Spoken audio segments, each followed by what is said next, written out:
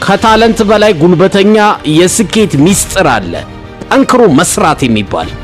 አንዳንዴ በዙሪያ እይ እስኪ፣ ካንተ በእውቀት ያነሱ፣ ማንም የሚደግፋቸው የሌላቸው፣ ገንዘብ ታበድራቸው የነበሩ ብቻ ያልጠበቃቸው ሰዎች አሁን ተቀይረው ከፍ ብለው አንተን ከላይ ወደ ታች እያዩህ ነው።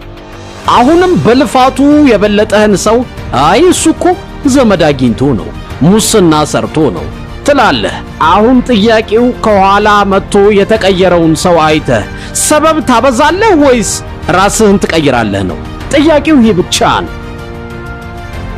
በዚህ ዓለም ላይ በጣም የምትፈልጉት ስኬት ካለ በጣም ከባድ የሆነ ላብ ማላብ አለባችሁ፣ ደም መጥፋት አለባችሁ፣ መልፋት አለባችሁ፣ መጣር አለባችሁ። ጠንክሮ ያልሰራ ሰው ከፍታው ላይ አይወጣም። በቃ ተራራው ላይ የምትወጡት ጠንክራችሁ የምትሄዱ ከሆነ ነው፣ የምትለፉ ከሆነ ነው። አየህ ወዳጄ፣ ያንተ ህልም የሚጠይቀው ሙሉ አቅምህን ከሆነ ሙሉ አቅምህን ትሰጠለታለህ። ማልመጥ የለም፣ መቀለድ የለም፣ ጠንክረህ ትሰራለህ። እርግጠኛ ነኝ ይሄን ቪዲዮ የሚመለከት ሰው በሙሉ ተራ ህልም የለውም። ትልቅ ህልም አላችሁ ሁላችንም የምንፈልገው ነገር አለ፣ ጥልቅ መሻት አለ። በቃ የሆነ ማሳካት ማግኘት የምንፈልገው የተረጋጋ ህይወት፣ ምርጥ ላይፍ ስታይል አለ። እሱን ለማግኘት ግን ጠንክሮ መስራት በጣም ወሳኝ ነው። ሰዎች እንዲሁ ሊፈልጉ አይችሉም። አንተን ለመፈለግ ወይ አንቺን ለመውደድ ምክንያት ይፈልጋሉ። ታዲያ ምን ይሻላል? መጀመሪያ ራሳችንን መውደድ። ራስህን ስትወድ ብዙ ነገር ላይ ትጠነክራለህ፣ ልበ ሙሉ ትሆናለህ፣ ብዙ ነገር ያለ ሰው እርዳታ ታሳካለህ። ያኔ በስንፍና ጊዜ ዞር ብለውም ያላዩ ሰዎች ምን እናግዝ ከጎንህ ነን ይሉሃል።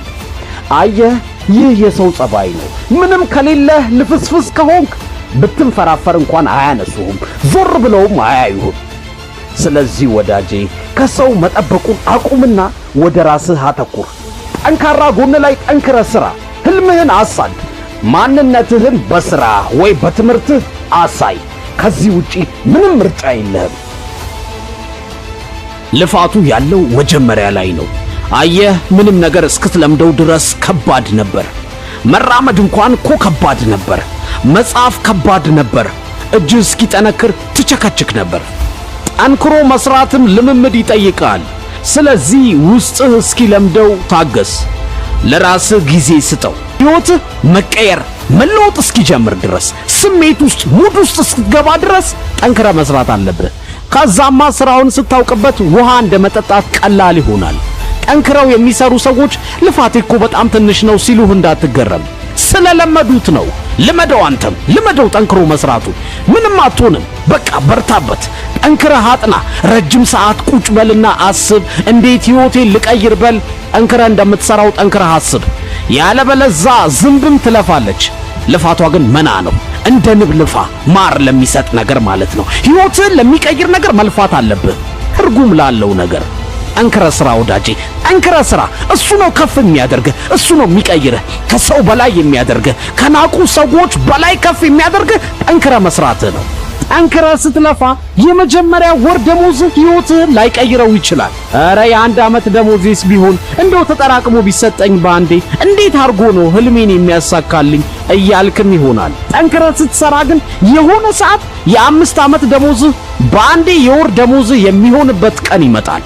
ከሚከፈልህ በላይ ስትሰራ ከምትሰራው በላይ ይከፈልሃል። ታላቁ የስኬት ደራሲ ናፖሊዮን ሂል አባባል ነው፣ እደግመዋለሁ።